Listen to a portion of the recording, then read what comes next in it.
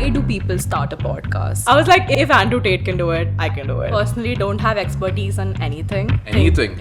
Yeah. Your boss is watching this. Sorry, can we just cut that? Wow. Yeah. People are gonna get triggered for this. I But hate yeah, the conversation we're having. I have friends. Got it. Don't be concerned. I don't even know what's happening in Bombay. You guys are lucky that I don't care. What is the audience gonna gain from this? There are two listeners right here. One is wearing noise cancelling headphones. Because that's how bad it is. Hi, I'm Mitali. Hi, I'm Suraj. And we are the Half-Baked Brownies. Lame.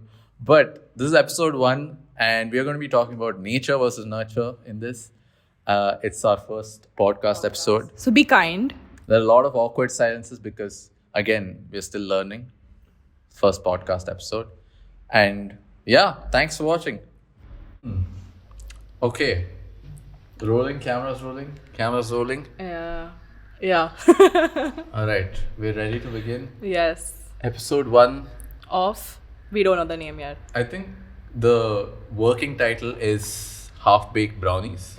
Half-Baked Brownies because, Mitali, why is it half-baked? It's half-baked because all of our thoughts and opinions are half-baked. Ashrita's laughing at us. I'm not okay with that. Stop Why? laughing. It's fine. I think humor is part of our niche. Or just don't kick the camera. Wait. Please. You're laughing because this is awkward. You can see that this is awkward. That's why you're laughing. I don't think you're laughing at our content. No, I don't think it's awkward. No, it's fine. I think all the podcasts begin with Cool. awkwardness. Yeah. I think half-baked because, I personally don't have expertise on anything. And I think... Anything. Yeah. Your boss is watching this. Yeah, I think he's aware. She's aware. That you don't have expertise on anything. They're aware, yeah. And I've talked about this a lot, like just wanting to be an expert in something in the future. But like what is building, an working expert? towards.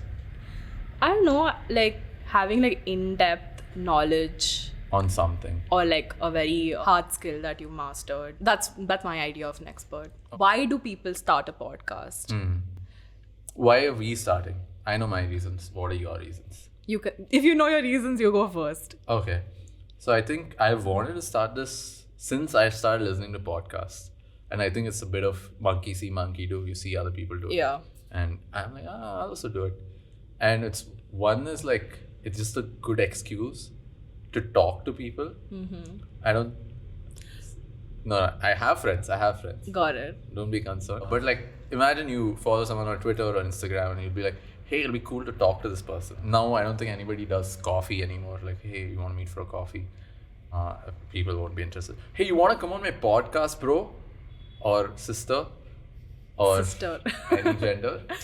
That's a very like influencer take on making friends and like meeting people, I feel. Right?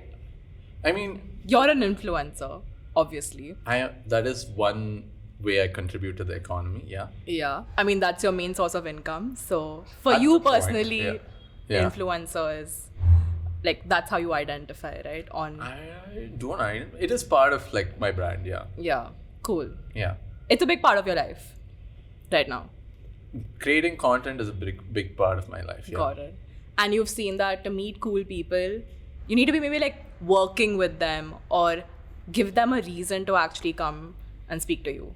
Because like you said, coffee doesn't do it anymore. Yeah, coffee doesn't do it anymore. And like, even when you meet for coffee, it's kind of like, you don't really ask the questions you want to ask. Okay. Because there's no incentive to do it. You're like, you do make some small talk and you're like, hey, how do you do this? How do you do that? Yeah. But in a podcast, you can really dive deep and have like a one-sided conversation, like an interview. This is not an interview, but suppose we get, who do you want to get on the podcast? I want to get Lifafa. Lifafa. If you're watching this. Okay. So Yeah. Lifafa is a music artist. Yes. And you can just dive deep into like, how do you get started? How do you make music? What are the mistakes you made? Blah, blah, blah. Everything you want to know about that person. And yeah, like that was my initial goal with this. And it's like, I think it's the lowest effort to create content. Because when you're making videos, you have to think of, Oh yeah. you have to screenwrite most of it. Like, okay, what's coming up as the graphics? All those things. But in a podcast, you just talk. Yeah, it's a free-flowing, just like random conversation. Banter. And yeah, it's a conversation. Yeah. And more like I rely on podcasts for information today instead of like a traditional news outlet. I don't think, do you watch the news? Like, and Nope. do you watch something like The Nation wants to find out? And No, that's like very much in the past for me. yeah. Most of the time I'll listen to a podcast and people will like debate if X is right in their opinion or not. And it's like a series, right? You can see them change their opinions later also. No one's like prescribing, hey, this is gonna work. Yeah. Yeah, just invest in this coin and like you make it. Yeah. I think YouTube videos, people make a lot of trash now, so it doesn't seem legit. Ouch. At least like a few years back when podcasts just became a thing, they sounded very legit, and podcasts were all about like very informative things. Like you said, you got your news from there. Yeah. Suppose you're starting out in a new career, like you want to learn more things about it. Like one of the easiest ways to do that was like listen to a podcast about like an expert already talking about it, right? Yeah. And so I thought it was a very serious concept, and like how it used to be consumed before was also like you're working or like you're doing something else, Yeah, you're you're listening doing to a something else, yeah. podcast. Then like now the places that I consume podcasts from like Instagram reels and like YouTube shorts, I don't like listen to a podcast as often. Yeah. It's become, the format has changed The completely. format has changed. What do you think of that? Like, what do you think of everything becoming these small snacks that you Dude. consume rather than like a full meal? Dude, I'm so worried about like my attention span. Like I think we're all ruined. You're all ruined. Yeah, because the only thing you can actually pay attention to is like these few like reels that like last few seconds. Like I can't sit through like a long video anymore. I can't sit through like a long podcast, and it really needs to like catch my attention to be able to do that. Even like while working, I need like frequent breaks from like after doing something that requires all of your attention. Yeah. Like in general, I think our attention spans have reduced. Reduced. Yeah. I met some people at a meetup, like older people than us. And they asked me like, where can I find you? And I said, Instagram. They're like, I don't do Instagram. A lot of them are like, I don't do Instagram. I'll follow you on YouTube. Yeah. Yeah. Thank God they didn't say I'll follow you on Facebook, because Oh my I God. don't Okay. use Facebook anymore. LinkedIn? LinkedIn, yeah. I would use LinkedIn. Like, So your reasons to starting a podcast were that you, meet new people. and which I monkey see, monkey do. Monkey see, monkey do. And And yeah, easy content. easy content. Cool. Yeah. Because that's like a source of income for you. Like you need to be creating content all the time. So you're looking out for... Wow, that sounds... yeah, it'll make I mean, it is sound true, very right? desperate, but It's not desperate. It's just like that's survival, right? You need to like... I need to make videos to yeah. put food on the table. Yeah, and you can't always make like complex videos Yeah. that like your other videos about like what do you call them? I don't know. Infotainment. Infotainment. Those require a lot of effort, right? Yeah. You have to like do a lot of research Yeah. and all to just fit into like this 1 minute reel. exactly. And yeah, You so can't. with this we'll have like hour long or 2 hour long podcast, maybe few reels from it. Yeah, and this is just like what we do generally, like when Yeah. we meet. Yeah, so monetize your friends and hobbies. Yeah. That's pretty much social media. Yeah. I think we generally used to have like still have a lot of just conversations that it's just like free flowing. We don't need to make Yeah. effort to have this conversation. I find it very difficult to speak to some people. I hate small talk, you know, like meeting people at parties and stuff, asking what's up, how was your weekend, and like what's been up. So and, like, anybody who meets you after watching this is like, she hates me. no, I But hate yeah. the conversation we're having. Yeah. Like, I know we can't always talk about deep stuff, but at least like there needs to be some substance to your conversation. It can't Yeah. be like this repetitive bullshit about weather and shit like that. Like, it doesn't do it for me. I lose interest very easily in that kind of conversation. If the person's not a good listener, I don't want to talk to them, you know? I think I'm a decent listener and I would expect like that basic thing from the person I'm talking to, which I think you are a great listener. Okay. So that's why that works. Thanks. Yeah. How do you feel when someone like gets a call or a text message while they're talking to you and they're just That's fine. The Oh. way they deal with it is probably what would like make a difference. Like obviously you can be like 1 second, right? Like 1 second I'm getting a call. Of course that's like you need to take that call. If they're texting people while they're talking to you, unless it's like urgent, like because I speak to a lot of people at work, right? And you get work messages on your phone, and that's totally fine to check because literally you need to Yeah. respond to them ASAP. yeah. So that's fine. But whenever I meet somebody who's not a good listener, like I'm attentively listening to what they're saying, but they don't pay attention to what I'm saying, Yeah. then I don't feel like even telling them anything, you know? They're all Yeah. like a lot of people that I meet that I have to like maintain friendships with ask me like, what's up with you? Like, why aren't you telling me what's up? Like, give me some like give me some goss. details on your life. And I don't want to share any details of my life with them because I know they're not listening. So Yeah. it's just like a waste of time and effort. I don't feel, what do you call it? Satisfied from that. Yeah, you don't feel like you're connected or your time and attention are being valued. Yeah. And like, don't feel like sharing intimate details about my life with somebody like Yeah. that. Even if they were used to be friends or whatever. Like, Yeah. That might be another reason why we should do a podcast, because in a podcast it's like a more formal setting and like people usually don't check their phone. Like even yeah, if they you can't check your phone right now. Oh shit. Right? But I'm Because- not even thinking of checking my phone right now. Yeah. So Yeah. So this is taking up all your focus right now. yeah, true. And That's how conversations should be. Should be. Yeah. but because we have like an audience and maybe like a reward at the end of like maybe some we'll monetize this, we can have proper conversations. No, that's not true. We have proper conversations all the time. Yeah. That's not true. But this way we'll have it like frequently. Yeah. I mean, we're setting aside time. Yeah. To and have a this took a lot of time. None of this was around today. Oops, yeah. Yeah. But But I like, know. look at the set design, guys. Like, Yeah. it looks great. Yeah. I'll tell you why I wanted to Yeah. start. I mean, why I said yes to being on this podcast. Like, I feel like I have conversations with people. I think I have something to say about most things. Even if I have like half-baked Opinions, information. yeah.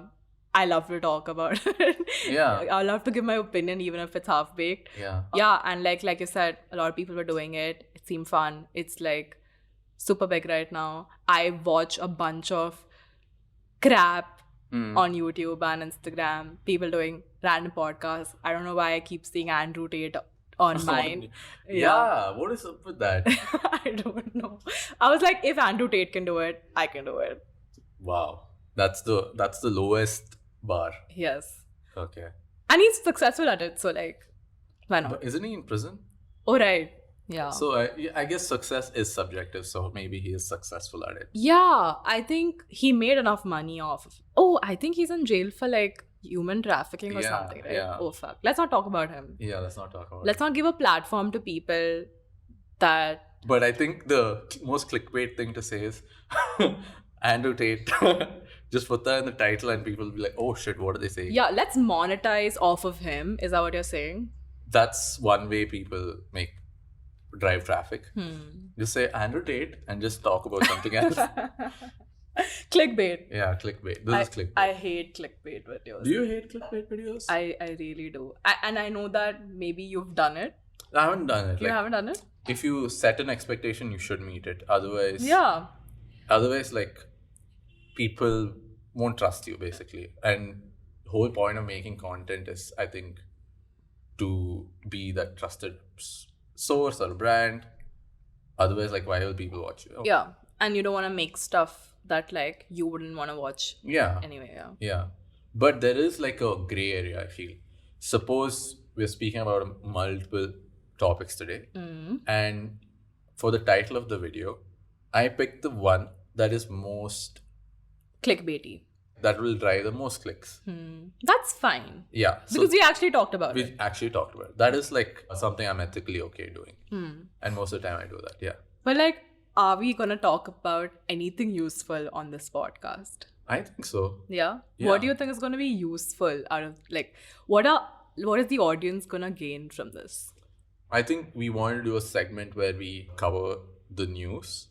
Oh, right. Yeah. Which we didn't research that. I think for I today. researched a little bit of it. Like did? whatever, Oh. whatever from word of mouth, whatever's in fall into your ear, we can just talk about it. Yeah. Like most of the time now, people give very strong answers. Like I said, Right. right? Yeah. Very black and white. Yeah, very black and white stuff. And I feel like we should be the voice of doubt, not voice of reason.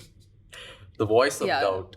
And like show that the seesaw is always like, unbalanced. Yeah. Unbalanced, yeah. Like you can keep making up your mind. You don't have to pick a side. Yeah. And I feel like we don't even know enough about the truth to call it black and white. Yeah, exactly. You never know, like, whether it's about like something that affected multiple people. You don't know all the sides. You don't know, like, a lot of facts are just like hidden from you, right? From like political stuff. Like you don't know what's actually going down. Most things in the media can't be trusted.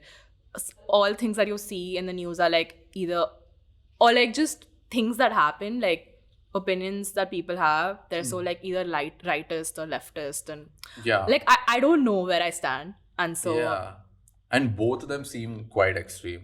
Sometimes you're just like, I don't know, I want to take a third path or a sixth path or something like that. So we're looking for the sixth path on this podcast. No, we're just looking, like, these are just conversations, and maybe from this, like, a listener can listen to it and maybe they find out, okay, so Mitali's somewhere here, Suraj somewhere here, I think I'm somewhere there, here, and use this as a, I don't know, source of information and a source of like discourse, big words, to make up their own mind. No, they should really think about it and make it up, but I don't know, whatever, they'll figure it out how to make use of it. We'll just do what we want to do. We'll just do what we want. Great, amazing. So this is just for our own entertainment, and if it works, it works. It works. Yeah, cool. That sounds good. Doable. Yeah. But I think some things we are not experts, but we know a little bit about it because like we've spent time thinking about it. We've experienced things. Yeah.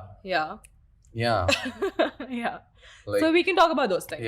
And if we don't know something about something, we can just get somebody else that can talk. Expert. We've spoken about this, and we have a bunch of guests that. Oh, right. Some very cool people that we can talk to. Yeah. So first few episodes, we'll just figure out our chemistry. And then... I don't know. Is it working? Producer? Oh, cool. Wow. Great. We already have one fan. Easy. 1 + 2. So that's 3 people. 3 followers. 3 followers. There are 2 listeners right here. One is wearing noise cancelling headphones. Because that's how bad it is. It's okay. It's not for everybody, like we said. Even haters consume your content. So like... Haters drive most of the traffic, by the way. Any video that goes viral will have haters in it. Great. And they start like a discussion which polarizes the rest of them. Like they say, hey, this is wrong. Some people come say, hey, this is right. And that's just driving more engagement. And that's why the media uses that. Got it. And so it's become like a cycle now. Suppose you know something's going to polarize people and spark a debate. You will use that as a headline instead of what's actually happening. Because the media runs like any YouTuber's revenue. More clicks means more ads and more money. Got it. So haters are probably our better friends. Haters are the pillar of this institution. Great. Yeah. Love it. So what did we want to talk about today? We wanted to talk about nature versus nurture. We can start there.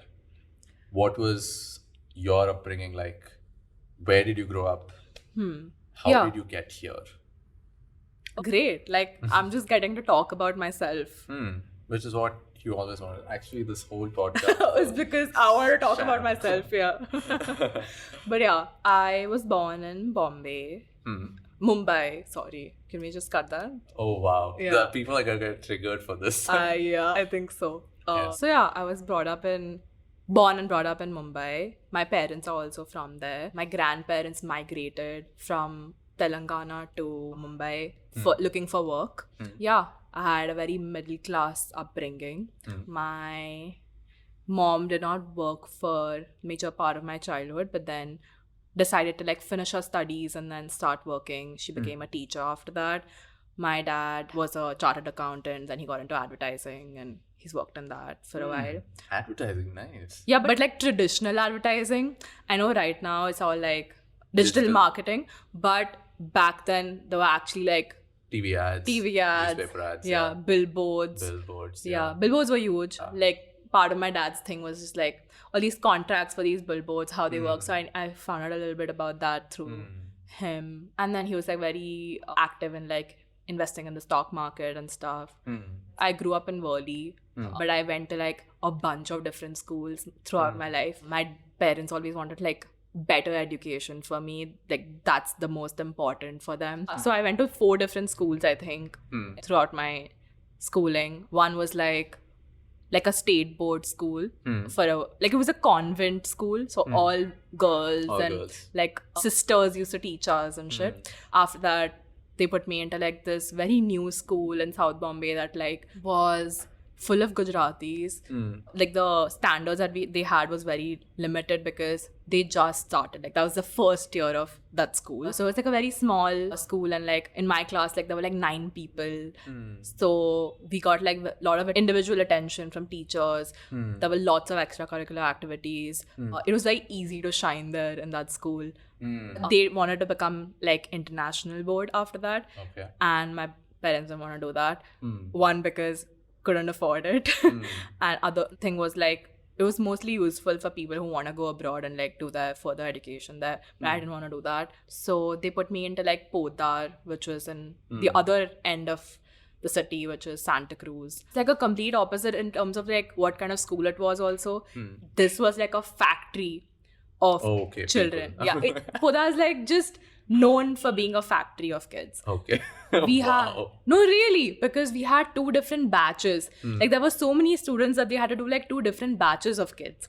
So we had morning school and then evening school. Oh my god. And I think each standard had like some 12 divisions. Imagine like A to like J, I think. A to J. I think so. A to J. Is that what it comes up to? Yeah. I'm in 6B. I was in 6B or 6C. We had 4 sections. And you saying you had 12. Yeah. I was in, like, there were people like... And there's a more evening batch. Damn. No. So they like 6 divisions in the morning and 6 in the evening. Okay. Cool. Yeah. But still, like lots of kids, right? Lots of kids, yeah. 600 people in like each grade. So that's pretty big. Damn, that's a lot. And I was in the ICSE school. Then there were like 4 other schools in that same area, which were all Podar, but like different boards. So, and like, I call it a factory because from the moment you get into the bus, the number of people you see in the bus, then just getting off the bus, trying to find your way to your school. It's like there was a crowd everywhere, you know, like, and as soon as you leave from the school, it was like a race to the bus. Otherwise, the bus is going to leave without you. I relate to this. Right? Yeah. And getting like a good seat and stuff. Yeah. Now you have to like push through a bunch of different kids to like get there. And and it was very different for me because I went from like a very guarded, like a small school, barely any kids. My mom used to come pick me up, shit like that. And from there I went to this where I had to like navigate my way through the crowd, and I felt lost half the time. The first day I was literally like in tears, like trying to find my bus. I was like, there are so many buses here. My bus number was like 59 or something. I was like, how the fuck am I supposed to find this? Damn. Yeah. That's how many people live in Mumbai though. Yeah. Exactly. You get like a sense of that when you go to that school. Yeah. After that, my parents really want me to do engineering. Obviously, try for IIT. I didn't want to do that, but like I had to. So 11th and 12th, I was like this PACE junior college integration thing. You basically go there for like the JEE classes, and college is just like a side thing, you know, a side thing that you do sometimes. Imagine as a 16-year-old, you have like a main job and like a side job. Yeah. Side job was college, main job was JEE. Yeah. Yeah. And side job, it would have probably paid off more if I had paid some attention there in the side job, I think. Because it's very difficult to make it in JEE, right? Like, it's very difficult to get into IIT. And if you actually don't want to do it, you're not going to put that kind of effort also. So my, like, this thing was, I'm not doing well here, but it's because I don't want to do well.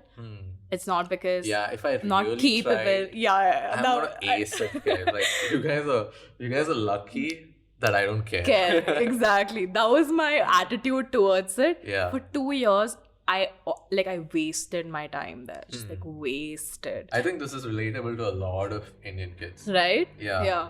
So I was just like, I'm super capable. I'm super intelligent.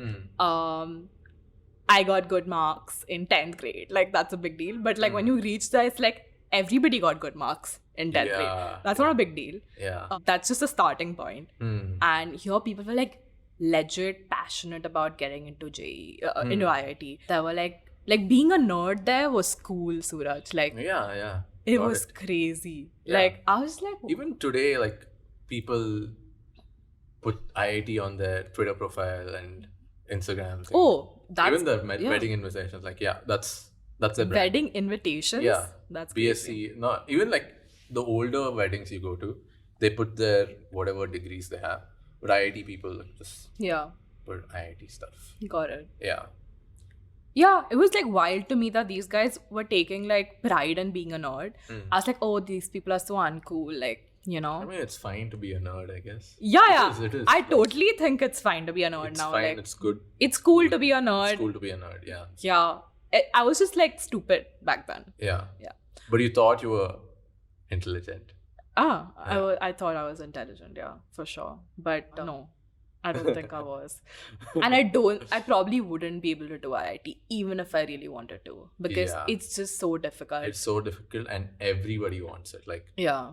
there's Too much competition. Yeah. But this is like mature me talking. Back then, I wasn't ashamed of my bad marks or like. Yeah, but because you always believe, like, okay, if I put in effort, I'll get it. Yeah. Which is a good belief, to be honest. Yeah. Yeah, I think it helps. Like, It helps, like, just like this blind confidence. yeah. Even if you're not that person that you think you are, Yeah. it's gonna get you somewhere. Yeah. Even, do you still have it? Like, if Yeah. I really want something, I'll get it. Yeah, I do Yeah. think that. And I feel like I achieve these very small things and think that, oh my god, yeah, this is what I wanted and I've got it because I'm so cool. Yeah. Like, if I set my mind to something, I'm gonna go get it. Like, Yeah. that's what I think. But I don't know. But that's a good way to think, I think. Yeah. Okay, so moving on, like after failing at JEE, I went to this like college in Ville Pale. It's called Mukesh Patel. All you MPST. Represent. Yeah, MPSTME. That's what you like. That was the acronym. MPSTME. Yeah, Mukesh Patel. That's a long acronym. Yeah, let's not get into it. I mostly didn't tell people that it's called that. I would say NMIMS because that sounds cooler. NMIMS was the university it was under. It's like you've been to Bombay, right? Like all these like Mithi Bai. Yeah, I know Mitali. Yeah, NM college. Yeah. All of that is in the same area. Ville Pale side, yeah. Yeah, that entire lane is full of colleges. And stuff. Yeah. I used to intern there, so I saw Mitali multiple times, yeah. Yeah. So my college was like right next to that, like very close to it. I went there and that college is just like basically people that had enough money to like get into this college were there. Like, you don't need to be intelligent to come here. You don't need to like clear any exams or anything. You don't even need like a good percentage in your 12th grade. You just come there because you have the money to get there. Damn. Yeah, because it was like more expensive than most other like Mumbai University colleges, engineering colleges around. And yeah, so I went there. I was a little uninspired because again, did not want to do engineering. Did not understand anything that was going on around me. Did not want to understand again because I was like, this is not what I want to do. And this is just like what my parents are making me do. So yeah, I was just like angsty throughout those 4 years over there. But like at least I was doing other things in college.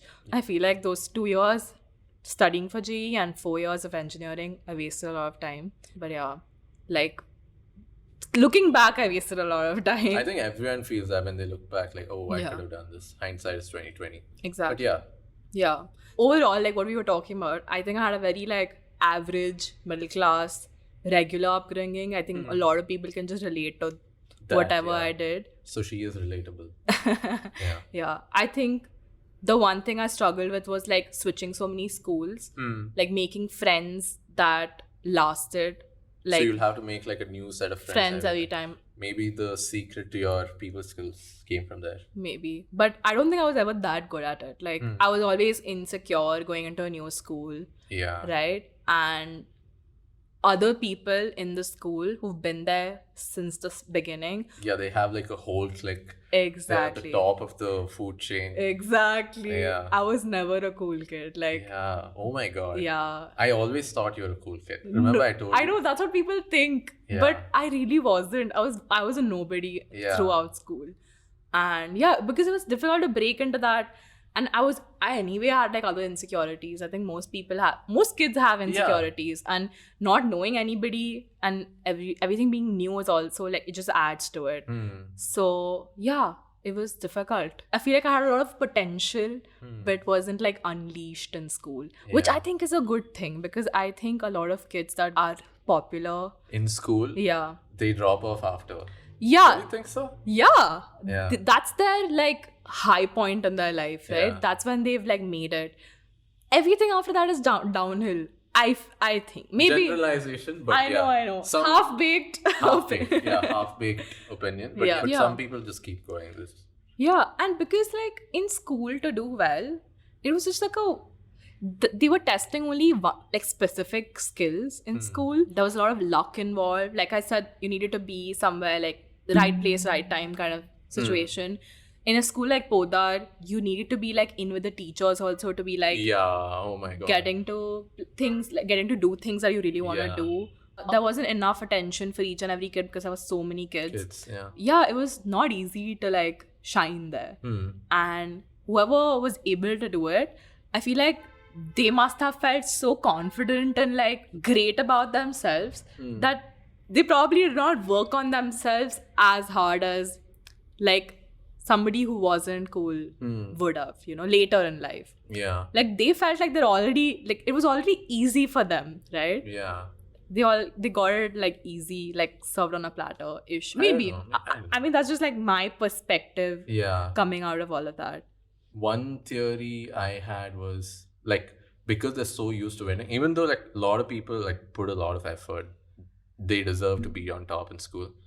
As soon as they fail once, this happened to my cousin actually. As soon as you fail once, it crumbles like their identity. Oh damn, yeah. But if you're like an average kid or like don't make that, you don't get that good marks, you're used to failing. Like the first time you cry, next time you're like it's fine.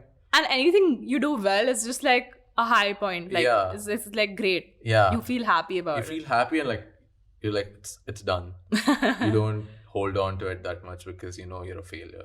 No, I'm kidding. Yeah, so never was a cool kid. And then how do you get into this line of work where you're a product manager now? I really wanted to do something that's not engineering because I hated it. And I was looking like only at jobs that were not engineering related out of college. Like we had some on the campus itself that were like finance, and I was just like, yeah, this is what I really like. Money, yeah. We all like it. Also because like I grew up watching like CNBC TV18, like where there's just like the stock market, those stickers keep going. Like I used to watch that every morning because my dad used to put it on. Like that's how my morning started. Okay. So I was like, I really want to understand what's happening there. Yeah. I wish my dad would just teach me. Yeah. Like I was really interested in all that. So I did like an internship also at like a brokerage firm. Oh, nice. In college. This I didn't know. Like just like a firm that my dad used to use anyway for his stuff. He was just like, just like give her something to do there. So I went to do that. That was cool. Nice. I got a job at a financial services firm. Anybody in Bombay that wants to start in finance but doesn't have a finance background, like especially like engineers, they go there because they have like a training program. They don't require to have any prior knowledge. So it's just like they teach you everything on the job. Oh, that's so cool. It sounded cool, but it didn't turn out to be cool.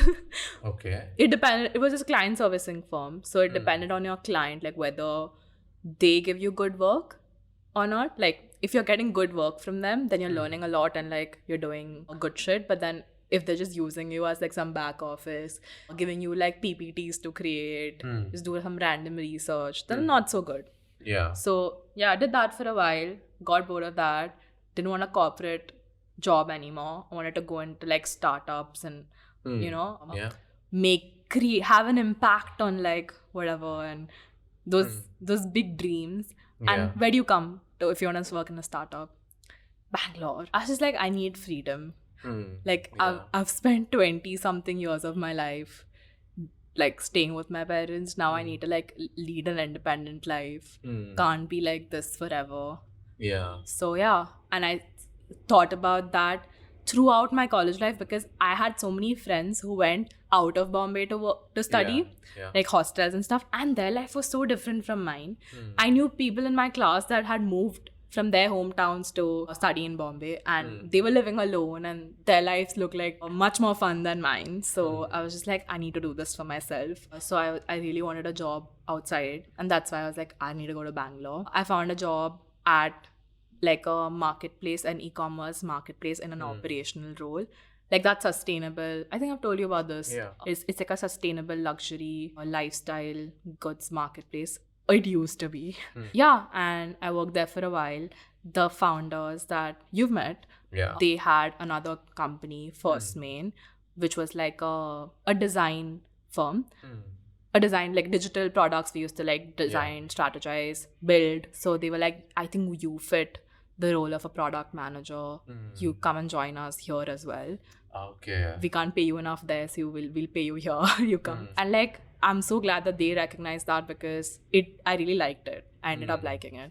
So yeah, then I started doing this for a while. We got acquired by one of our clients that was a fintech firm. That is a fintech firm. And so now we all work for this fintech firm. Okay.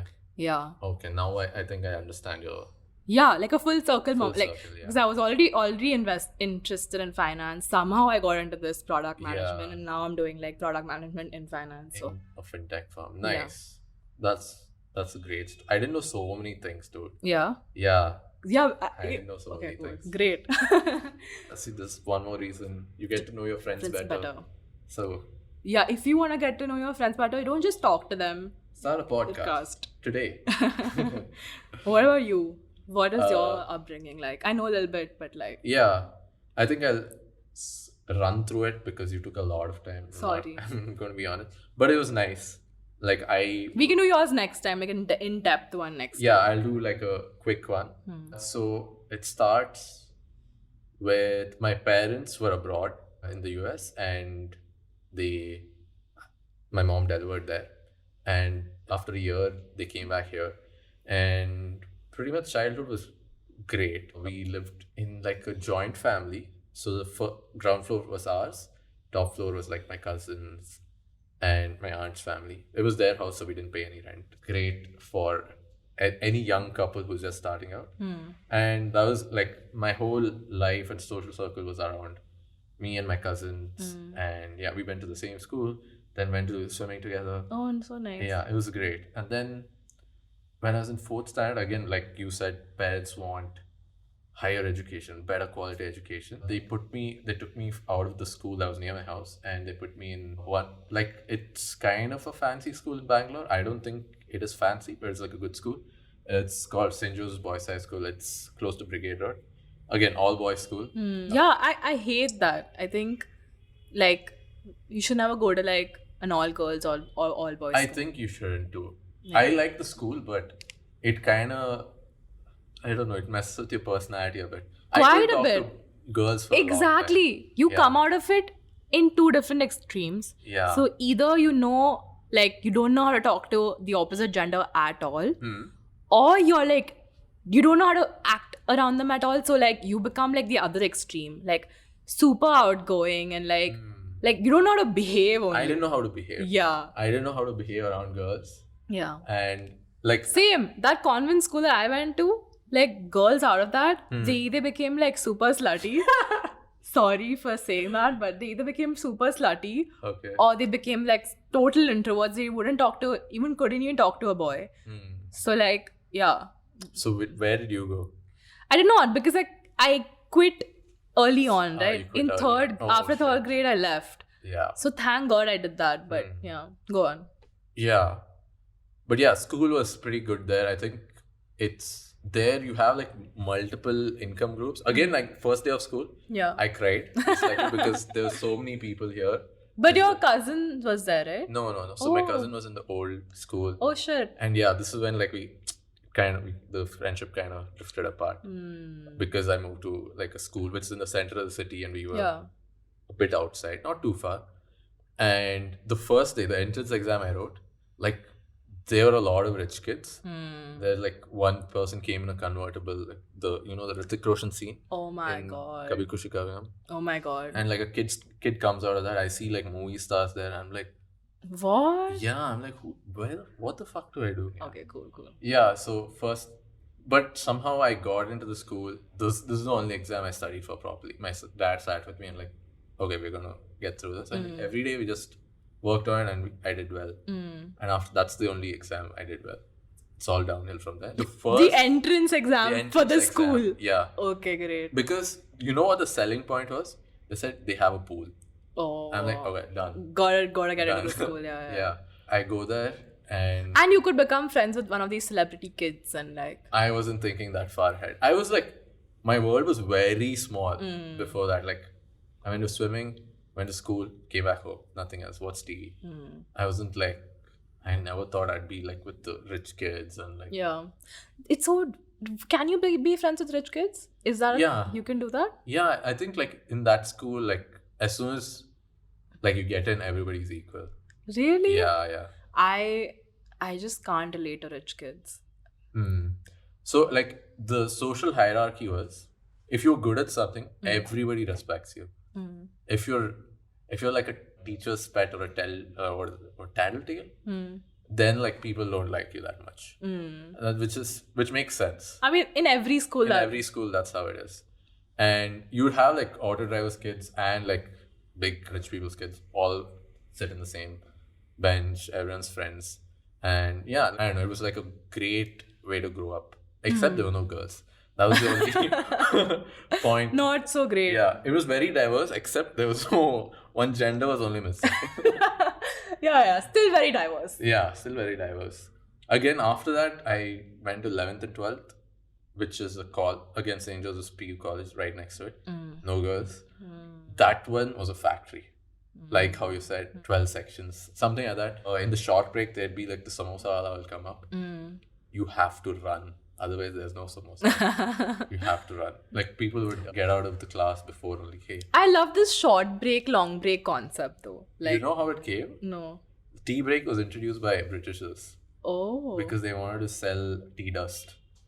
In schools? No, in factories. It came to factories first. Oh. And then it came to schools. Oh, because there's more, you buy more stuff, right? If you have a break. Yeah, of course. You want to. Yeah, and it contributes to the school's funds or the whatever gets more money. Happens. I didn't even think of it that way. Yeah. I was like, thank God they're giving us this break from these like endless lectures. And just like you look forward to short break and then you look forward to long break. And it's like a nice like division of the hours, right? But yeah, after that is when I was in 16 or 17, I joined architecture. I wanted to join it mostly because like my best friend at the time was joining it. And I thought, okay, I'm good at drawing something. I'll just join it. And that's where there was like the opposite. There were like 7 or 8 boys and like almost like 20 to 80 ratio of... Oh my God, shocker. Yeah. So first 2 years I had some difficulties. But then like I got over like...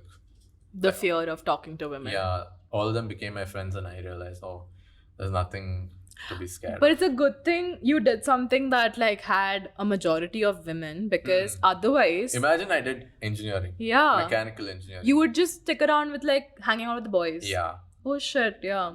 Yeah. Good thing. Yeah, that was great. And like architecture had like a lot of fests. You got to travel. So you travel with all these people. We became like very close, the friend group.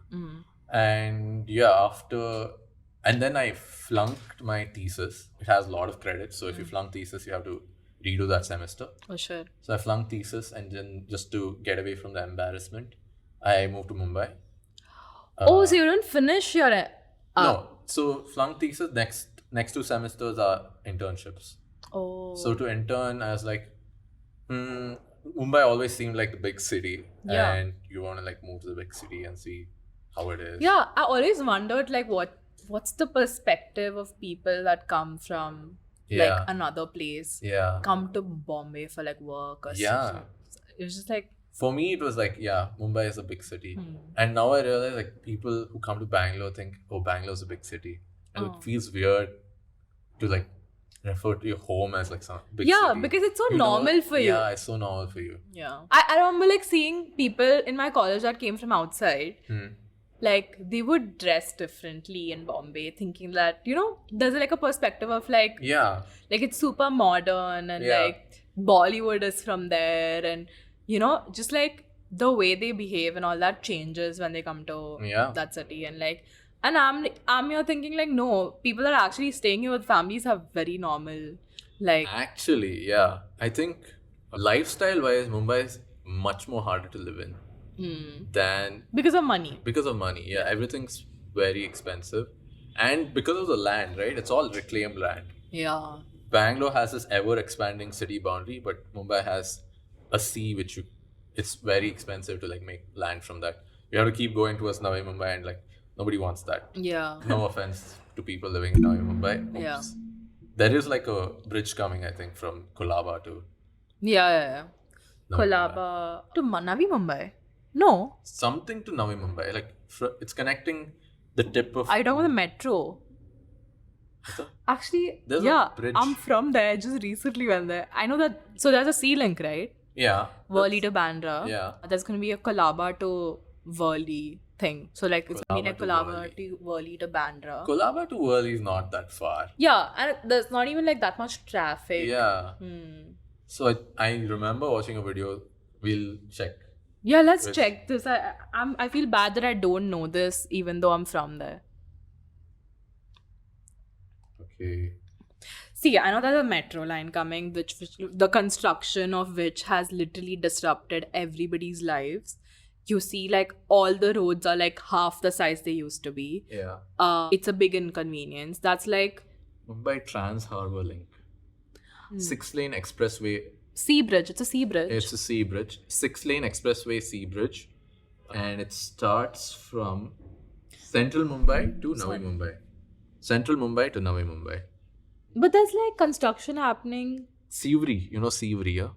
Sivri. Yeah. Shivdi. It's actually like, I mean, there are like different pronunciations of that word. What do you pronounce? How do you pronounce it? Shivdi. This is Sivri, but Shivdi also you say, I think. Okay. I think. Okay. Again, this is like, none of this is like factually correct. Like everything we say is just I mean, we're checking. Hello, the pronunciation, yeah. Yeah, as long as. Wait, so there's construction happening in Kolaba. Kolabla. Mudita. Is she there? She's listening to another podcast. How dare she listen to. There's a podcast being filmed in front of her. Oh my god. And she's listening to a different I'm podcast. just gonna film Odita.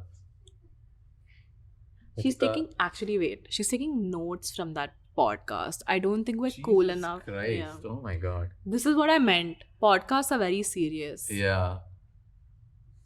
And we're not doing anything. We don't even know. God damn it. I don't even know what's happening in Bombay, even though I am from there. But I think that's how most of them are, right? Even I don't know most of the things from Bangalore. Because the kind of content you consume is like, I know some shit that's happening in San Francisco. Like the homeless problem they have. I'm like, oh man. Yeah. Damn those regulators. Yeah, fuck them. Yeah. Then like in Bangalore, some shit's happening. Oh, I didn't know. Yeah, so I guess the information bubble is like. See, I know there's construction happening at Kolaba. There's construction happening at Haji. There's construction happening at Bombay. Worli Construction's happening No. For this bridge. for this bridge. Yeah. Inside the sea, it's happening. Okay. Inside the sea. Right. Oh, They have to build that it. is so cool. Though. Yeah. No, it's not. It's literally disrupted. Like, I mean, you can't go for a walk there anymore. Like, I used to go for walks at Worli Sea Face all the time. And now because of this... even I used to do that. Yeah? Yeah, my friend used to live near Oh, Bodha. no, you know me. Yeah, near yeah. Bodha Hospital. Hospital, yeah. Yeah. Right? Yeah. I spent most of my life going there, like, for a walk. Yeah. It was like one thing that I did for myself. And it's so peaceful, right? Yeah. Like at night. I think when you go to the beach, that's the only time you like kind of calm down in Mumbai. Otherwise, there's so much noise, so many people. Yeah. The sea is so calming. Yeah, the it's sea a is so calm. constant. It's in an ever-changing city, that's a constant. Yeah. And it's so massive. When you look up in Bombay, you only see buildings. Like you can't even get a good view of the sky there. But when you go to the sea, like you can see like everything. Yeah. And you can also see the sky above the sea, right? Like Yeah. it's nothing's obstructing that view. Yeah. When I came to Bangalore, that was like one of the things I noticed is that I can see the sky now, like from anywhere. Not that many high rises here. Yeah, there are not many high rises. Yeah, So that was so cool. But then I was like, what is a good sunset point here then? Like, there is no sunset There's no point. sunset There's point. a great sky. There are good sunsets. You get to see like pink and orange skies all the time. But there's no good point to like view it. Yeah, I think you'll have to live in like a high-rise apartment for that. Actually, unfortunately. we're very lucky. At my office has like the top floor also. And we are the highest building around. Even though it's just 5 floors tall, it's the highest building around because in Koramangala it's mostly like residential. And so from our balcony, we get a great view. So every day I'm like working and I'm looking at this. And sunset's a big deal for me. Like sunset by the sea. I've heard that you guys go out and like take a break during the sunset. We take a break all the time. We take My boss lots is of... watching. Just I think he's aware. He and she both are aware. They know that I come to office mostly to socialize. Wow. Yeah, but that's part of being a project manager. Product manager. Yeah, I guess. Yeah, and people skills, right? Like Yeah, and if you're like being forced to come to office, and like, let's cut this part. No, but yeah, great sunset. Yeah. And we have a nice espresso machine, so you can get coffee, stand in the balcony, look at the sunset. We've seen like rainbows over there. Wow. Yeah, and like we have like glass windows all around, so that sunlight coming through the glass windows, falling on the meeting rooms and all. Also looks really cool. You've not come, right? But anyway, I'll just finish the Mumbai arc. I moved to Mumbai.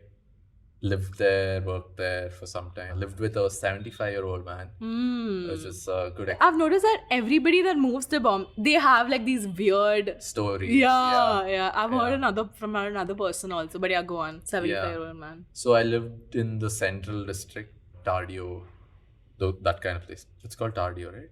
Tardev, maybe? Tardio, yeah. Tardio. Mumbai Central, near the Western Railway, yeah. And then I moved to Andheri. Much better. DN Nagar is much better. But again, like... Much better in terms of like how much space you got to live in. Yeah, I think then we lived in like normal size rooms. But again, I had to share that normal size room. With somebody. With someone, yeah. It's so crazy. Yeah, so crazy. Dude, oh my God. It's your what do you say?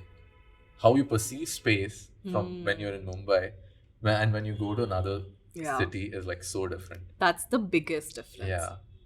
Yeah. And I guess I started like valuing space in like Bangalore. Yeah.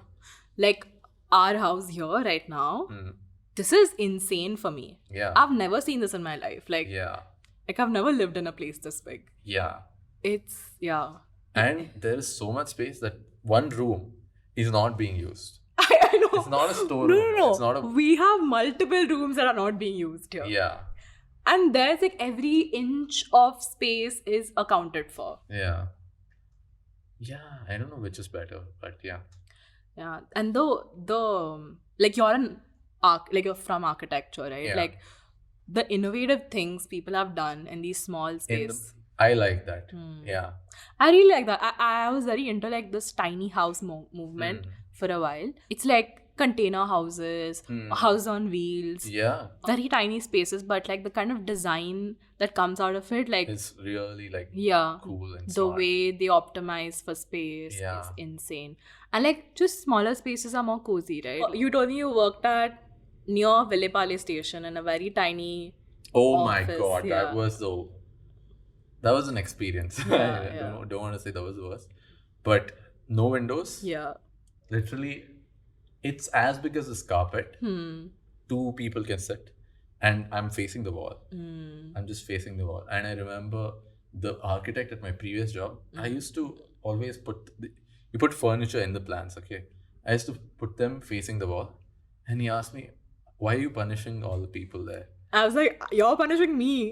No, but that place didn't have like Oh. towards the wall. They had like a face-to-face kind of thing with like a board where you put all your things, seating arrangement. But this one was like, it's a wall. Yeah. But that's the kind of space you have. The toilet, like, oh my god, the toilet was a nightmare. There's a McDonald's nearby. You should have just gone there. It was a walk, like. Oh. But I'm sure like while you were working there, I was roaming around there for sure. Yeah. Like I used to take the Villepale station, like train to go home. Same. So yeah, we probably like crossed might have paths there. paths before, yeah. Was this 2018? 2018 I was still in college, yeah. Okay, yeah. 2018 I was there. Yeah, I've been to the McDonald's there. I've been Many to times. That McDonald's, Villepale McDonald's has like been my friend through so many hard times. Like I used to, whenever I had a bad day, and I used to have bad days very often, I used to go there to eat my feelings. Just like order like insane amounts of food, lots of fries, and just like stuff myself up till like I didn't have any emotions left. So I've spent many days just like, it was like my second home. Nice. Yeah. I think I was like in the opposite this thing because I was living alone. Not alone, like living away from parents.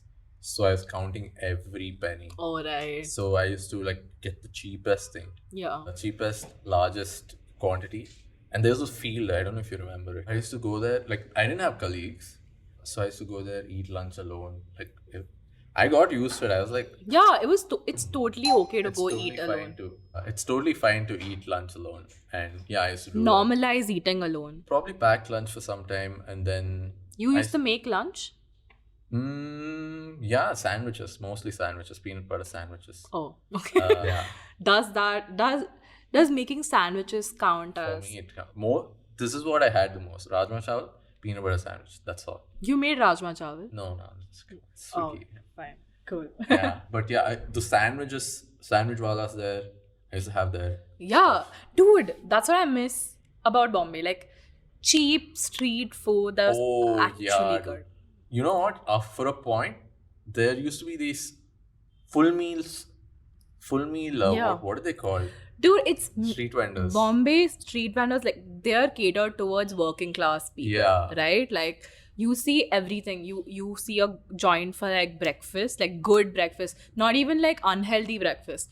They'll make you like poha and upma early in the morning. Poha, that's one more thing I see it Yeah. a lot. Yeah. And it's so cheap. It's like insane. Like you could be healthy on a budget over there. Like Actually, dude. yeah. Yeah. Like you would get like fresh cooked meals for like 15 rupees a lot of times. Yeah. Like even, and all kinds of people eat there. Like it's not just for people who can't afford to eat outside, but like anybody who has a job will like on the way from their station to that workplace, they'll grab breakfast and go. So it's damn cool actually. So for $40 I'd get almost like so much food that I couldn't finish. And you know how big the kanda, right? That's what they call it. Pyas. Yeah, kanda is onion. Yeah. Onion. They used to give half a fucking onion just like that. And like curd, pickle, 2 types of curries, puri, everything, $40. Nice. And I used to probably make less than the auto drivers and everybody. I'm sure. Yeah, at the internship. So yeah, it worked out. Then I used to have this amazing lassi. This thick lassi. You need a spoon to drink it. Nice. After that, and I used to take a nap at the office. Sorry, if my architect's watching it. let's do this, take a small nap, and then start working again. Yeah, it's Yeah. great. Very sorted in terms of food. Yeah, food was great. Where do you go to eat like street food in Bangalore? Is there street food? I only know these like Udupis and Yeah, where I you get like think South Indian food. I That's think a lot of people who come from Mumbai are like, the street food here is not good. Yeah. And I guess there's some truth to it because there aren't that many street food places, and Bangalore's not really walkable except for the Church Street area. You use your car or like some mode of transport everywhere. public transport doesn't. Yeah, because of the railway, Mumbai is like way more walkable. But even the buses there, they're like so regular. They're punctual. That's one of the things. Mumbai is punctual. Yeah. Bangalore's like kind of lazy. Yeah, because literally everything gets affected if like there's one bus that's late. Yeah. Like 100 people are late for thousands of people are late for their work, and it has a huge economic impact. Yeah, I remember like in 2019 or 2018, there were like rains, monsoon. Obviously, that's the worst part of Mumbai for me. Monsoon. Yeah. And I mean, I don't agree, but yeah, go on. A bridge collapsed. Oh, sure. And it took an hour.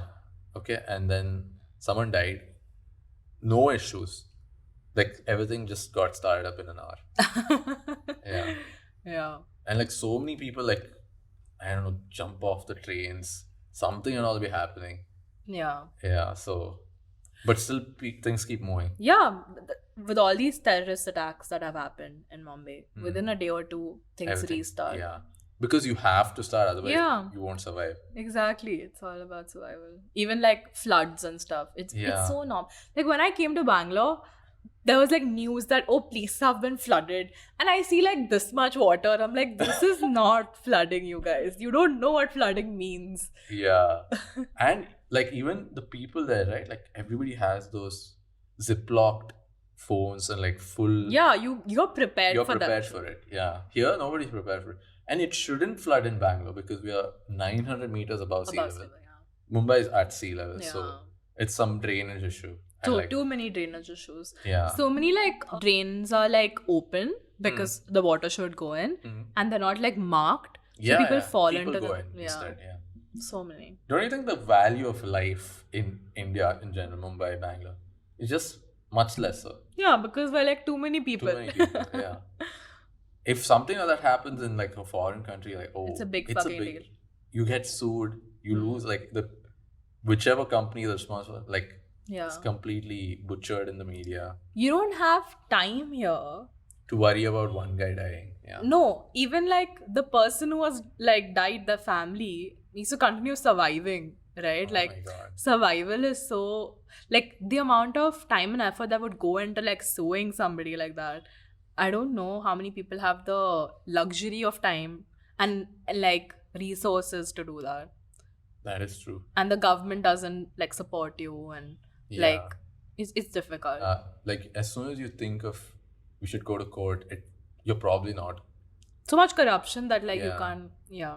Wow, should we be saying this on the? We can cut it out.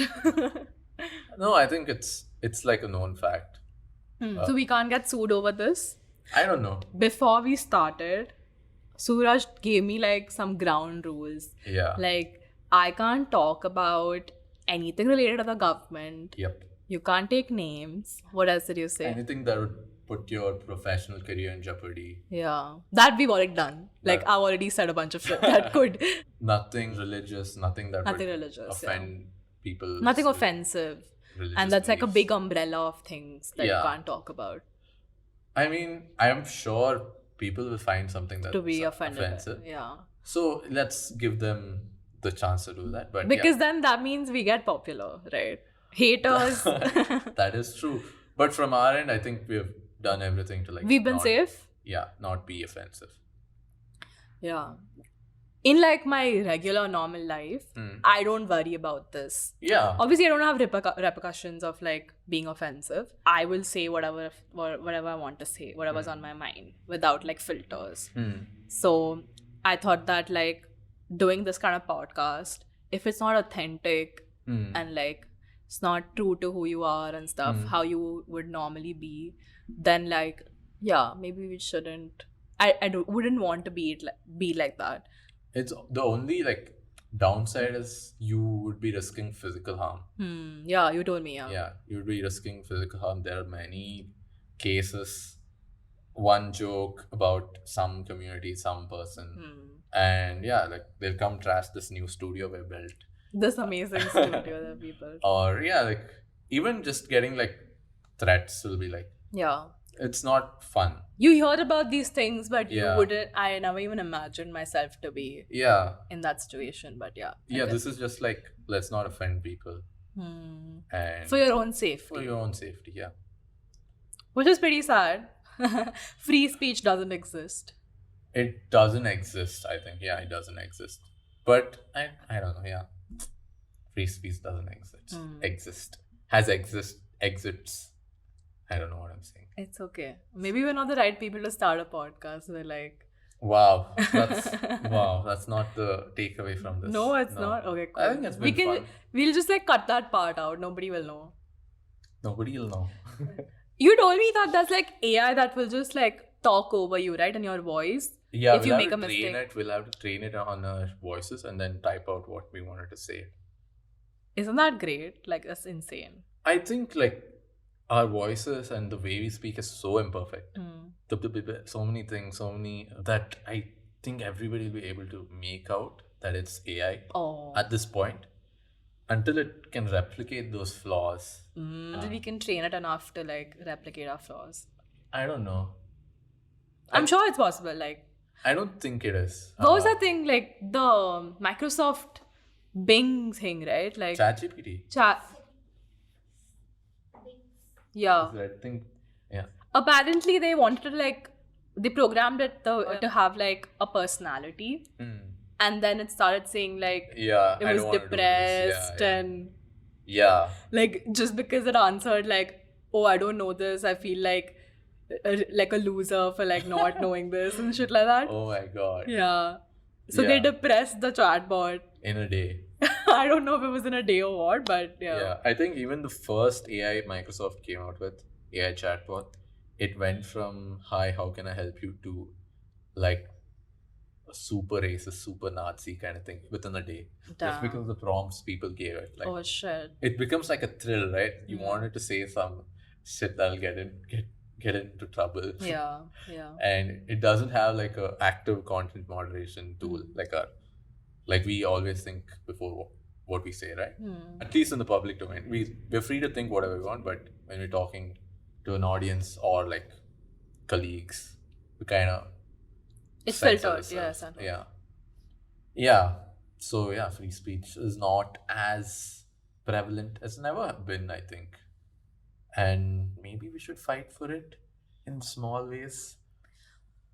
Like even doing something like this, we're trying to be safe and like Yeah. not trying to make a statement about anything. So Yeah. not we're That not, is true. That is true. even with a platform, if you're choosing not to do that because your own life is like in jeopardy because of it. Yeah.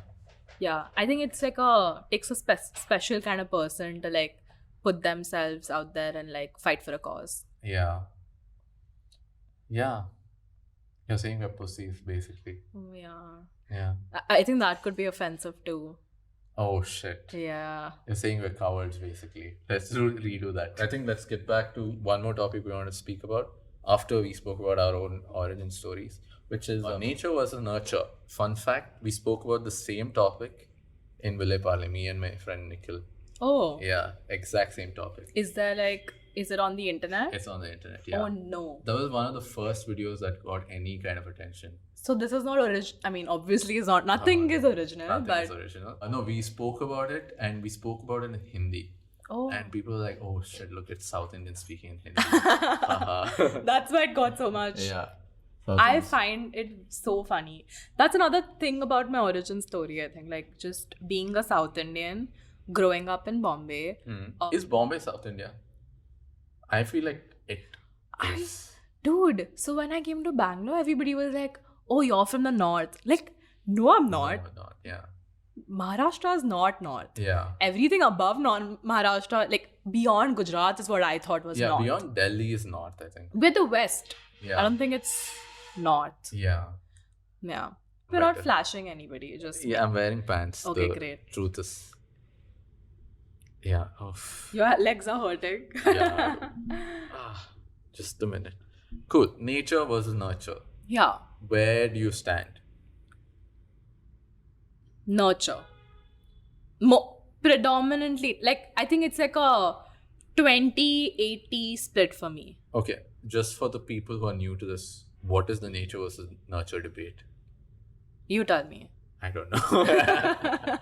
But we're talking about it. We made a podcast about it. I think I have a way. No, idea. basically genetic versus social, exactly. Like, environmental. Yeah. yeah. So nature is basically like, do you believe that you were born with certain traits, certain capabilities, with talent, and that's what makes you good, bad, great at something, or like how you are right now as a person? Yeah. Or is it all nurture, which is like how you were brought up, your situation, your environment, and your experiences? Is that what has made you who you are?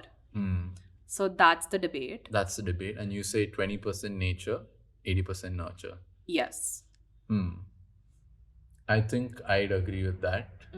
But just for the sake of it, I'll act like I don't agree. Yeah, I'll try to convince you then. Yeah, I'll play devil's advocate. Yeah. Okay, great. So, like, obviously everybody likes to think that they're like already intelligent, like they were born intelligent, right? Parents think that they've given you something, like they've created Parents think the child is the most intelligent, most special thing. He's going to change the world. Yeah. She's going to change the world. Yeah. They're going to change the world all the time. Sorry. How many people have you offended so far, Suraj? So yeah, it's like they think they've given birth to like a combination of the two parents, and like qualities they have, these guys probably have. Yeah. And like, what do you call it? It's everything's genetic. You have a certain talent. Like if it's an actor, given their son or daughter will have acting capabilities, like shit like that. And I would like to think that, like, yeah, I was born intelligent. Like, I was born different from another, like different from you. We both have like different characteristics, and maybe something was to do with this. And like there's a lot of, I mean, I studied a little bit of like yoga philosophy also, and there's like they believe in multiple lives and shit like that, like how you every life you're like trying to be closer to like attaining what do you call it, the highest nirvana, enlightenment, something like that. Yeah, enlightenment.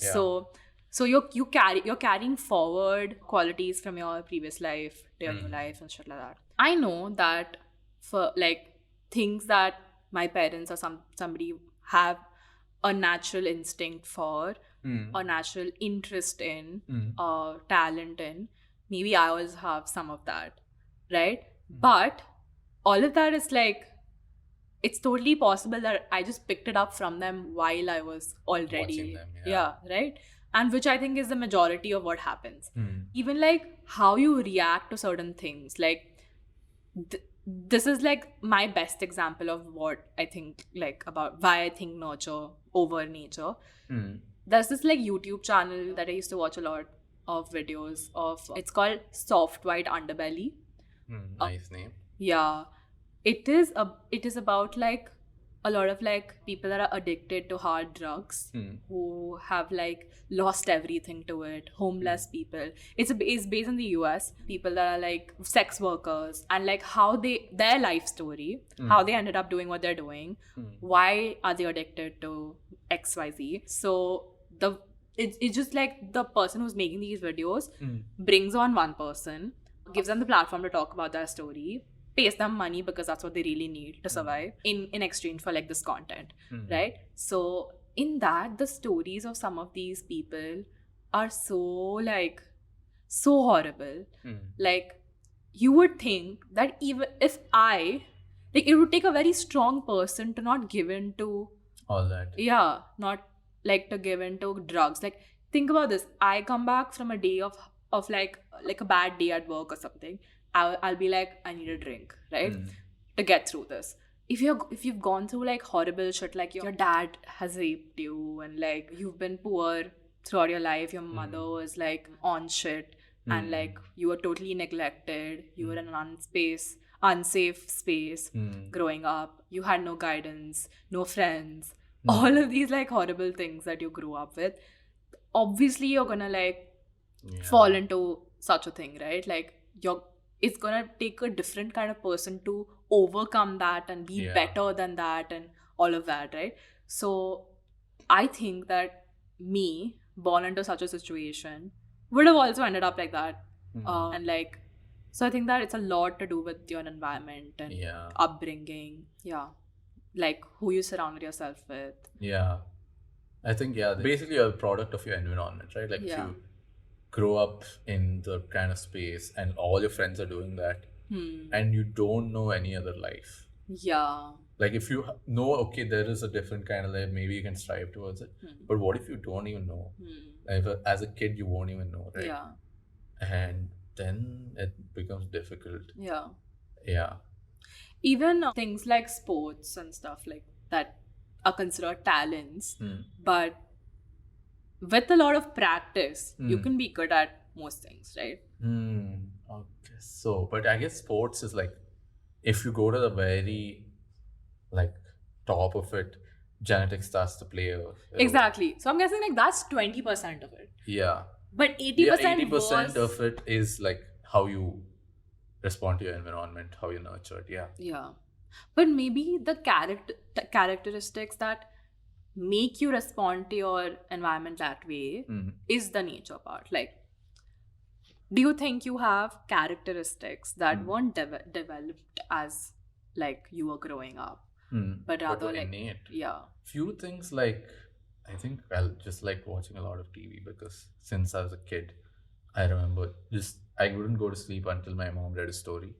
So I just wanted to hear, like, watch something, be entertained, read a story. So that one was there since day one. And even my mom said, like, if she stopped talking to me as a baby, I'd fall asleep. So that part may be like genetic in a way. What do you mean? Like, I don't get like why that would. I mean, I don't even understand. Sorry. Basically, like this, how we consume content now. I've been doing the same since I was like a baby. Consuming content. Yeah, like through books or like people talking to me. I think everybody likes it. I don't think it's anything special. Other than that, I think my dad has a gift for languages. And maybe I've picked up some of it. Yeah, when you say like gift for languages, like what do you mean by that, right? That's not. So he's fluent in English, but his mother tongue is like Kannada, and like he knows Tamil, Telugu. Yeah. So is that something like? Did he have a gift to learn languages? I think it's easier for him to learn than other people. Yeah. So that you're saying is innate? Is that nature? Yeah, it's more nature than nurture. Like he was in those situations. I was also in Mumbai, didn't learn Marathi. Everybody was speaking Marathi, didn't learn it. You didn't feel a need to learn it also, right? Yeah, I didn't feel the need to learn also. And just like telling yourself a story, right? Like, oh, this one might be nature, this one might be nurture, things like that. But yeah, I don't find that many things that I'm innately good at. I do think like luck is something I'm good at. You're good at. Yeah. You have great luck. I have great luck. My family's had great luck. Everything just kind of works out. Which is not a good thing. I don't know if I think it's a good thing. No, I think it's all about perspective. Like maybe you're seeing it that way. Like no, a lot of people would see the same situation like it's bad luck. Like you don't know. Like certain personalities are never satisfied. Like for example, me, I'm never satisfied with anything. Right? It takes a lot for me to be like genuinely content with things. And like maybe I wouldn't see like a certain situation that would be like, oh, this worked out really well for somebody else. I wouldn't see it as like working out well. So maybe it's that also, right? I don't know. I feel like most of the things I wanted just happen. But just a little later than I expect. And even like the way I got into this career path, whatever. It's all because of like my friends, the few people I'm close with. And I just tend to copy them on some level, and that has led to everything. Like whatever my close friends are doing, I kind of just start doing that, and yeah, whatever success is like attributed to that.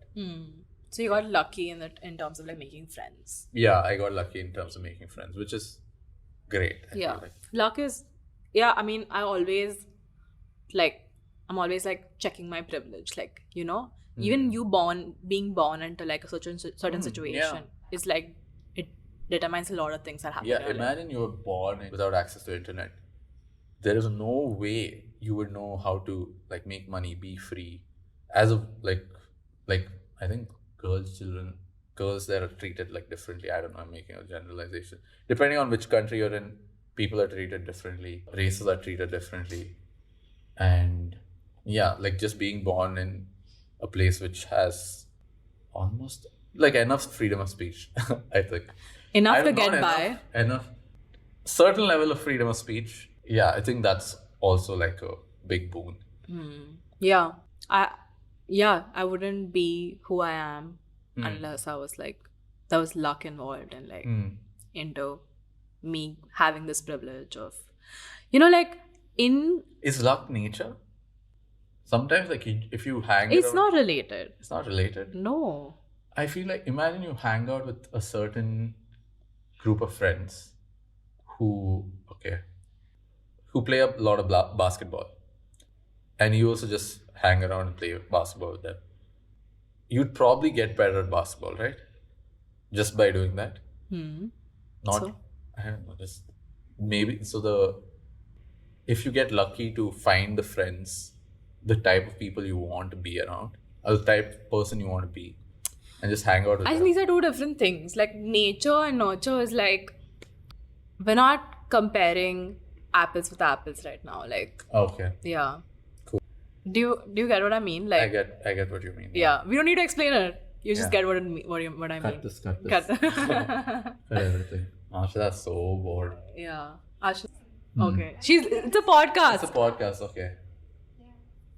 I feel like none of the things we've said so far sounds profound, you know? Yeah, like nature is nurture. We just like knew what we believe in. So we're just like, yeah. Yeah, I don't think I did a good job speaking towards nature only.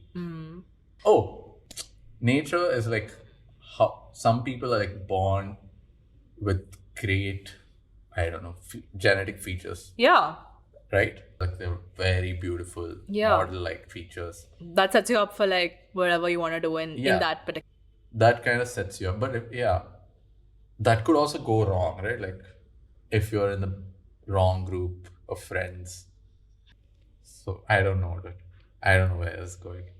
No, but yeah, like basketball players, they need to be like, it helps a lot to be tall. That's genetics. Like, Yeah. But I know this really good he's not a player, but like one of my friends. yeah, that's nurture, right? That's nurture. Like- he's like small dude. He's shortest guy, but he plays really well. Yeah, exactly. I'm not saying, I guess like nature doesn't set you up for like, no, it sets you up for success in whatever you've benefited from, like with your genes and all of that, but it doesn't make or break you. Yeah. Yeah. Nurture makes or breaks you. Breaks you, yeah. Yeah. Okay. That is true. So lean towards nurture, definitely. Yeah. Like even if there was somebody really born with a lot of like with a high IQ, for example, if they weren't subjected to the right things to like build on that and like make use of that, were given the right opportunities, they wouldn't make it, right? They would. Yeah. They wouldn't like make use of their potential. Yeah. And Even like if you just think about it, like I always thought that I'm good at like maths, for example. But if I spend many years not doing any mathematical things, like not like working that part of my brain enough, then I'm not going to be as good as I can be. yeah. Maybe I have an innate quality to be like, it will be easy for me to be good at it. But if I don't actually nurture it and like this and all of that, then I'm not going to be as good as I could be. Like basically, it's not gonna measure up to somebody else Yeah. who's practiced so much, Yeah. even without the nature element. Yeah, I think it can be summed up with like those cheesy quotes. Not cheesy, but what? Hard work beats talent when talent doesn't work hard. Something like that. Yeah. Yeah. So we are agreeing that there is some, Some nature involved. yeah. Like some things that you can't control are like where you're born, how you're born. Like imagine you're born with no eyesight and your parents can't afford to get you eyesight. That's a completely different path. And yeah, there is success in that also. But yeah, nature does set you up for a bunch of things. Maybe like we're just privileged. And to be honest, like, I can't complain much. Yeah. I don't think I can complain. I mean, I can complain. I can complain if I want to. But depends on like where we are. Relatively. Relatively, yeah. If you're imagining it, I mean, what? No, I think life's been pretty good, pretty kind. Yeah, Yeah. could have been better, obviously. Yeah, it could have been better, and like, it took me, or it takes a certain kind of person. Like I said, I feel like you have a very positive perspective on things. It takes a certain kind of person to like think that, oh yeah, things have gone pretty well, and like I have nothing to complain about. Yeah. But then there will be like another person in the same situation as you, be like, oh, this sucks, and like nothing has gone well for me, and Yeah. yeah, I think I'm more often like negative than You're a cynic? yeah. No, we can't have cynics on the podcast. You can try to convert me. We can try to convert. Okay. Yeah. That's good. Yeah. At least cynic with an If open this mind. becomes successful, maybe I won't be a cynic anymore. Wow. Yeah. There's a lot riding on this podcast. Yeah. It will make or break me. Yeah. Cool. Have we solved the nature versus nurture debate? I don't think we needed to solve anything. These are just our 2 cents on it. Sus. Yeah. And very limited experience. Very like 27 years plus 25 years, 52 years of experience together. And I feel, don't you think we have way more access and exposure to information than any other generation? Like, even on Reels, a lot of educational stuff will be coming in front of you and you're just taking it and taking it. Even tweets, just taking it. And somewhere in the brain, like, it's registering a little bit. I want to say no, because then the expectations from myself would be much higher. I want to say like, no. We don't know too anything. much. Yeah. I think that's a good way to take it, because even the people who learn, the library is full of stuff. Socrates, he says, I know nothing. Yeah. So, It's a great like attitude to have, because that's how you keep learning. There's too many things to learn. and you can always like change your mind. Yeah. You get like that. Get away, Yeah. get out of jail free card. Exactly. Yeah. So let's not say that we came we to know any nothing. conclusion. Yeah, we know nothing. Anything we said can't be like held against us because it was half baked. Yeah. Yeah. Nice. That was a nice, smooth plug. Thank you. And the camera's shut, so nobody. That camera is working. Oh. But yeah. Yeah. I think let's maintain the stance of not knowing We know anything. nothing. We know nothing. We're just talking. It's 1 + 1. We're making it like is becoming half actually. 1 + 1 = 1. Half. Yes. It's like we're not growing any smarter by having this conversation. I think like at least I got to know about you. Yeah, we're getting to know each other better. You know what I've heard? That why you should talk, you should listen more instead of talking more. You don't listen. No? No. I'm saying I don't follow it that as much as I should. When you're talking, you're saying the same thing you already know. Like, I am already... But when you're listening, you can find out something new. Oh, nice. And that's the reason people should listen to our podcast. Podcast. Half-Baked Brownies. Available on all platforms. It'll be really funny if we decide to change the name after this. What? Yeah, I mean, we'll just voice it over. It's fine. Oh, cool. Let's get the AI thing to do it. You can just send a voice note also, but yeah. Oh, cool. I don't know how video editing works. And you will find out. You'll make me, you'll teach me. Yeah. Cool. Yeah. You can follow Mitali at JellyBullyRaju on Instagram and Twitter. Do I need to make my account public? Yeah. I do. That's in the contract. See, the thing is, I live a very secret life. Not a secret life, but like a very different life than my parents. We spoke about this. You're like, cool. I know, but the thing is, now that I'm thinking, like, what if, like, some cousins or I block most of my relatives. Okay, that's how I've been surviving. That's how I've been living this secret life. Okay. But if they get their hands on this and this goes to my parents somehow, like, I feel like they'll know more things about my life than I would like them to know. I like to keep it professional, you know. But you know, like, I know you tell your parents every single thing, which is not good at all. Okay, just FYI. I mean, not every single thing, but like what? I'll tell them what is there in it. The way my parents react to things is very different. We can talk about this on a different podcast. Yeah. Because I'm sure a lot of people will relate. They live very different lives from what their parents know. You know? Yeah. So wait. Which is sad, if any clip goes viral, they'll find out. Oh shit. Can you like keep my identity like... Oh fuck, That's your face. Heck. Let us think this through. Okay. Wow. First episode and yeah. Yeah. No. Of course we'll do it. We just need to find a way to do it. You know. Let's not put this in, like where I'm talking about how I'm leading a secret life. Okay. This is the starting of the podcast, I think. I will delete all questionable things from my Instagram first. Then I'll make it public. But yeah, this is what most of the influencers do. They have a private account. Just with close friends, they post everything there. Yeah. Like some crazy shit. So should I make my existing account public or private? Make this public. Make a new private one. Because you already have some followers. Some few followers I have, handful. And like, imagine like someone clicks on you and like, what? 3, 4 followers, 50 followers? That's, Yeah. They'd be like, why is Suraj working with this chick? Yeah. Lame. But yeah, I think you already have the influencer energy. Oh, is it? Yeah. Even on the Instagram. Don't you think so, Ashita? I have full influencer energy. Yeah. Nobody's just given me that platform, you know. And I didn't even like... I find it a little weird, like... To like... It's a lot of effort and it's difficult to be an influencer, I feel. No.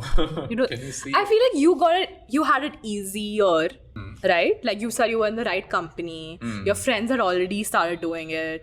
So you just like rode that wave, right? But for somebody to start from scratch and like somebody who's... I think you already do it. Like you sit in the auto, turn your phone camera on and just do this. That's just like I'm narcissistic, I think, to some level. That's borderline. That's the prerequisite for every influencer. Great. Yeah. Then I am. Yeah. I was born. Nature. Cool. I think my legs are hurting now. My legs are hurting a lot. Yeah. Let's finish this. Yeah. Let's wrap it up. All right. Thank you for watching. Thank you for listening. Thank you for listening. Thank you for watching. Thank you for listening. Thank you for liking, subscribing, tweeting. Yes, that. I have to speak into the mic. Thank you for watching. Okay, I think it will pick it up. This was episode 1. Episode 1 of Together We'll Say It. Half-baked. Once more. Half-baked brownie. Okay, you have to use that. Cool. All right, see you guys on the next episode. If Mitali decides to lead a public life. I think it's a good thing that we started with something so easy. Like if we had started with an actual video and stuff, I would find it so difficult. Like with a script and all that. Yeah. This is so easy to do. Yeah. So I don't mind this at all. Yeah, I think a little bit difficult than I expected. Yeah? I think like having that much focus. Oh. It was easy. I'm good at this. You're good at this? I'm good at talking to people. I love finding out more about somebody. Like I can, and I have, people tell me things. They feel comfortable. Another reason why you should be a good listener, because that's why people want to talk to you. Because you're listening, you're paying attention, you want to know more about them. They like that, and like that's how you make friends, by the way, not by making podcasts, but this is how you make friends. And Okay. yeah, so anybody who wants to make friends, they should just be better listeners. Another thing that, you know what they talk about, like how men, if they just listen, you know. Let's check how much in the audio who spoke more. Oh. Okay, let's check it. Wait a second. There's no need to do that. Please. But yeah, no, I'll fuck, yeah. Now I feel bad. Why? No, it's okay, you said that this is like A seesaw. Yeah. You don't have to keep track of who's speaking how much. and it's always gonna be imbalanced, like Yeah. right? Maybe we can have Ashrita like say, hey, you guys are not doing well on time, and give like a topic this much time, and then keep moving, Yeah, we can get better at it. Yeah, this is the first one, so. But the thing is, when you are listening, see, suppose, okay, fine, maybe I spoke for like 70% of the time. But the time I was listening, You're listening well, yeah. that's what matters, I think. Yeah. Because always one person's gonna drive the conversation a little bit more than the other. Yeah. Yeah. Cool. Subscribe. Listen. Share. Sorry for the poor Comment. quality. If it was poor quality, I don't know. Yeah, we don't know. Enjoy. Have a great day. Have a great week. Bye-bye. Bye. I'm flashing everybody. Oh my god. My legs hurt, dude.